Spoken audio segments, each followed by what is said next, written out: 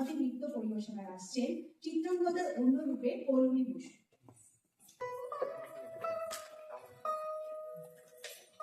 হে কৌন্তেয়, ভালো লেগেছিল বলে তব করযুগে সখী দিয়েছিল ভরে সৌন্দর্যের ডালি।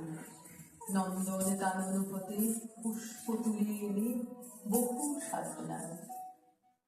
যদি সাঙ্গ হল পূজা, তবে আজ্ঞা কর প্রভু, নির্মাল্যের সাজি থাক করে মন্দির বাহিরে। এইবার প্রসন্ন নয়নে চাও সেবিকার পানে।